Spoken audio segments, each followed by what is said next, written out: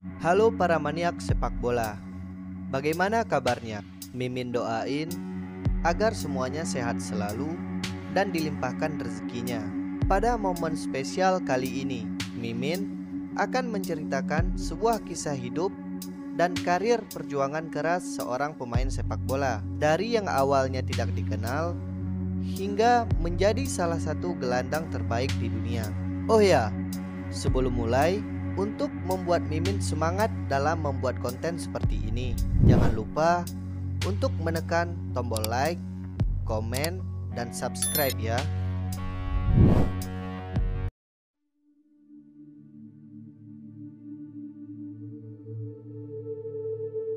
Bagi pecinta sepak bola, mungkin tidak ada yang tidak mengenal yang namanya Kante. Ya, N'Golo Kante, salah satu gelandang terbaik dunia. Pemain yang disebut-sebut tanpa memiliki haters atau pembenci. Pemain yang sangat sederhana, selalu tersenyum, dan sangat suka membantu orang-orang. Bahkan Rudiger mengatakan, jika ada orang yang tidak menyukai Kante, berarti ada masalah dengan dirinya. Lantas, bagaimana Kante mampu meluluhkan hati setiap penggemar sepak bola? Dan bagaimana juga Kante bisa menjadi salah satu gelandang terbaik di dunia?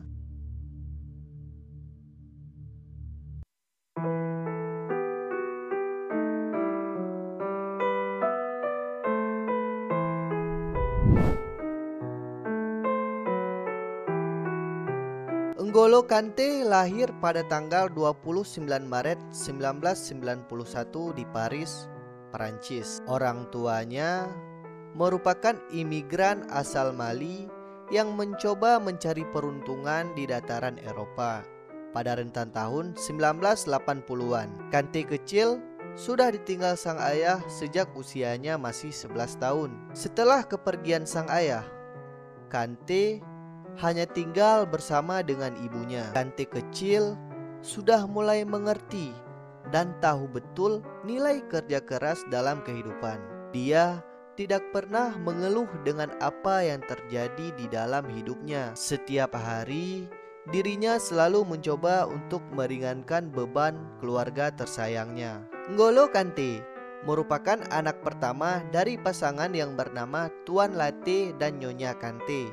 Kante tumbuh di sebuah flat kecil di Rueil Malmaison, yaitu di daerah pinggiran barat kota Paris, Prancis. Di daerah ini sangat dikenal sebagai tempat para pekerja kasar yang berpenghasilan pas-pasan pada masa itu. Tumbuh di daerah keras seperti Rueil Malmaison, masa kecil Kante dihabiskan dengan menjadi pemulung. Dia berjalan sangat jauh di bagian timur kota Paris untuk mengumpulkan limbah dan sampah. Sampah dan botol yang dibuang itu mungkin tidak berharga bagi sebagian orang, namun di mata Kante itu semua menjadi sangat berharga bagi kehidupannya. Ia menjual semua sampah yang dikumpulnya ke perusahaan daur ulang demi mendapatkan pundi-pundi uang.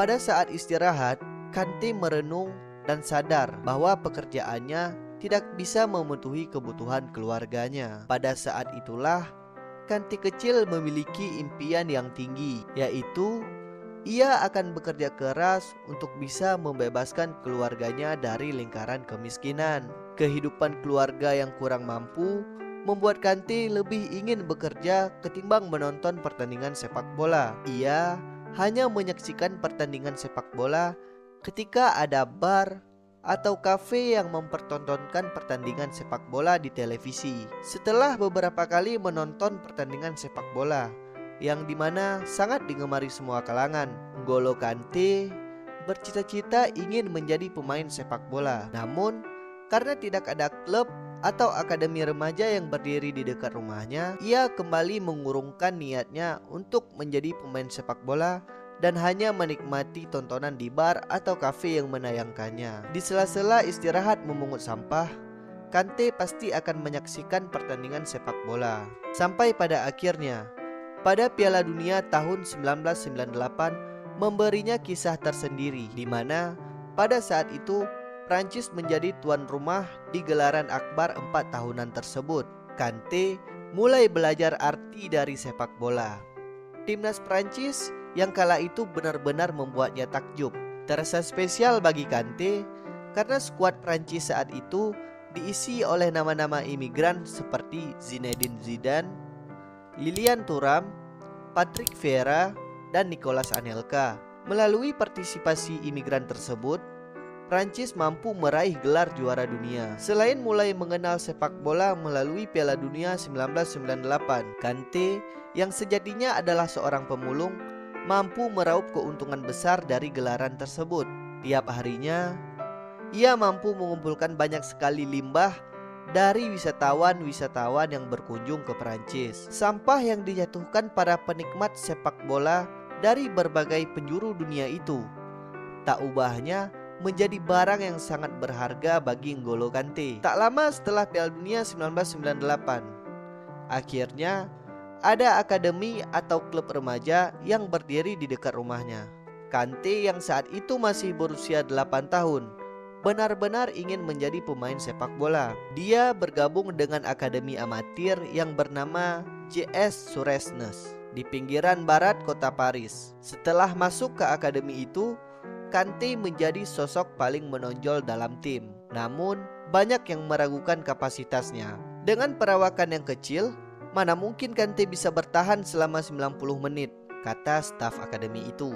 Kekurangannya itu justru menjadi kelebihan tersendiri bagi Kante.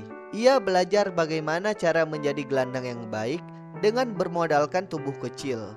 Ia lihai dan cepat mempelajari posisi, membaca, hingga menghentikan pergerakan lawan.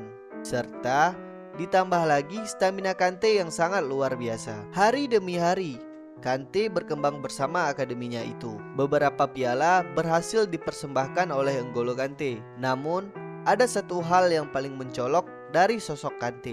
Dirinya selalu menghindari perayaan saat timnya memenangkan sebuah kejuaraan. Setelah menghabiskan 4 tahun bersama akademi pertamanya itu, Kante masuk dalam jajaran pemain muda yang ikut melatih anak-anak yang berusia lebih muda darinya. Ia mengambil jam ekstra untuk melatih anak-anak itu.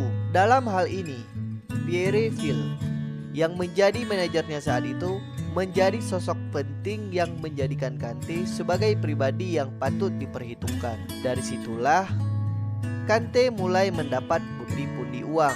Setelah berkarir dalam klub lokalnya saat itu, Kante mulai terjun ke jenjang yang lebih profesional. Pada tahun 2010 hingga 2012, Kante bergabung dengan klub bernama Bologne. Bakat yang dimilikinya berhasil mengesankan pelatih Bologne yang bernama Duran.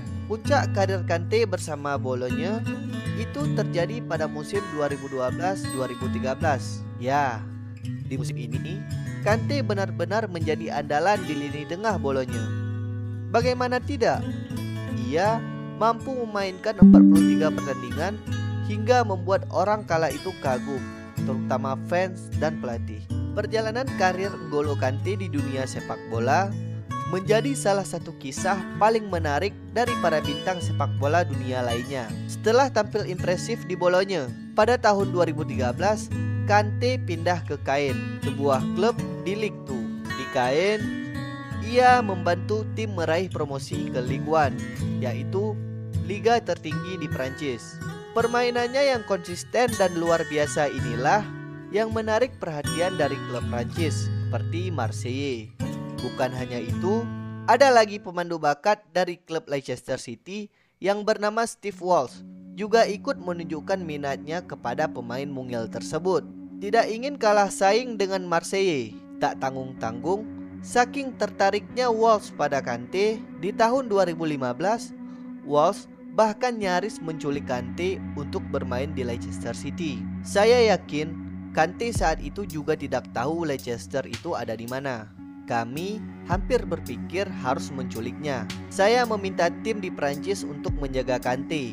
Sampai-sampai agennya dia tidak tahu keberadaan Kante itu sendiri. Kami meminta Kante untuk mematikan telepon genggamnya dan tidak mengizinkan dia pergi sebelum dia bilang iya untuk bergabung dengan kami, Leicester, ungkap Walsh. Manajer Leicester City kala itu, Claudio Ranieri, sempat ragu-ragu untuk merekrut N'Golo Kante. Namun akhirnya Steve Walsh bisa meyakinkannya. Ranieri terus bertanya, "Mengapa saya harus merekrut Kante? Dia tidak cukup besar." Pada akhirnya saya cuma bilang, "Lihat apa kata saya nantinya," tutup Walsh. Steve Walsh lah yang menjadi orang pertama yang jatuh hati pada penampilan Kante. Ia pun berupaya menariknya ke Leicester. Menurutnya, Kante ada di mana-mana di lapangan hijau. Kante berlari tanpa henti. Dia itu ada di mana-mana, kata Walsh untuk meyakinkan Ranieri.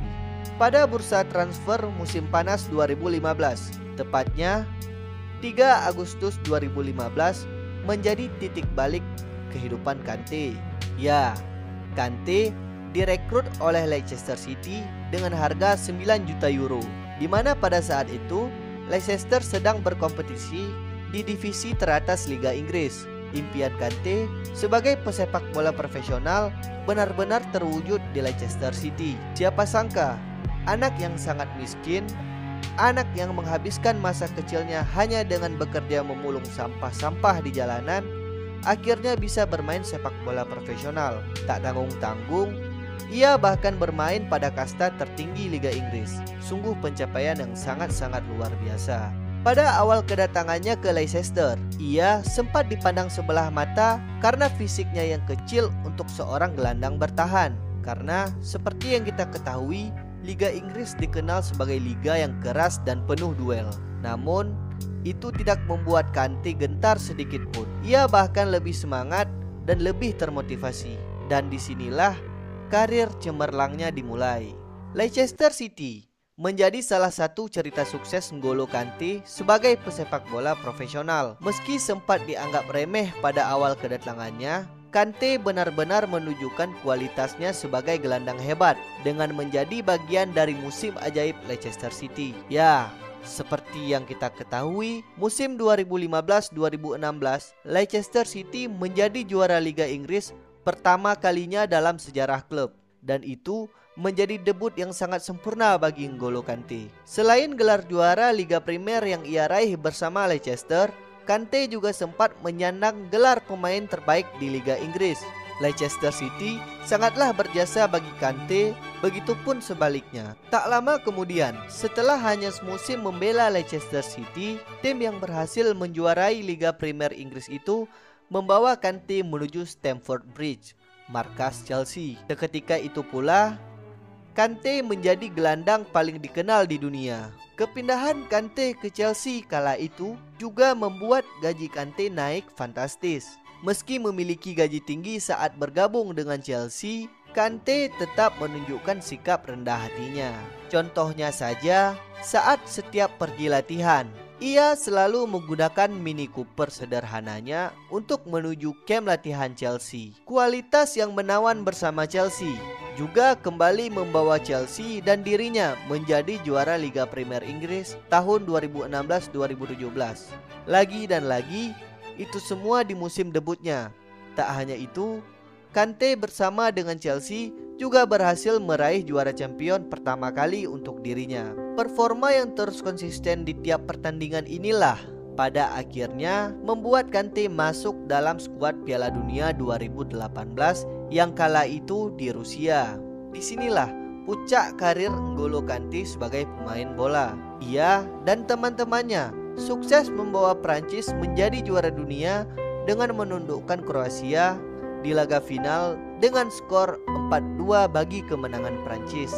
Akhirnya Prancis kembali merasakan euforia kemenangan Piala Dunia lagi. Setelah terakhir kali Prancis menjuarainya pada tahun di mana Kante mulai menyukai permainan sepak bola, yaitu tahun 1998. Keluguan serta kerendahan Kante kembali tercermin saat ia menjadi pemain terakhir yang mengambil foto dengan trofi Piala Dunia setelah teman-temannya selesai. Kini Kante menjadi salah satu gelandang terbaik di dunia. Namanya sering dielu-elukan oleh para penikmat sepak bola. Sosoknya yang rendah hati serta kegigihan yang tiada henti berhasil membuat Kante mampu mewujudkan impiannya semasa kecil, yaitu mengangkat derajat keluarganya. N'Golo Kante adalah simbol dari kerja keras, dedikasi, dan kerendahan hati. Dari masa kecil yang sederhana, hingga menjadi bintang dunia. Ia telah menunjukkan bahwa kesuksesan tidak datang tanpa usaha. Dengan prestasinya yang luar biasa di level klub dan internasional, Kante telah menempatkan namanya sebagai salah satu gelandang terbaik dalam sejarah sepak bola. Kisah hidupnya tidak hanya menjadi inspirasi bagi dunia sepak bola, tetapi juga bagi siapa saja yang ingin meraih mimpi besar dalam hidup.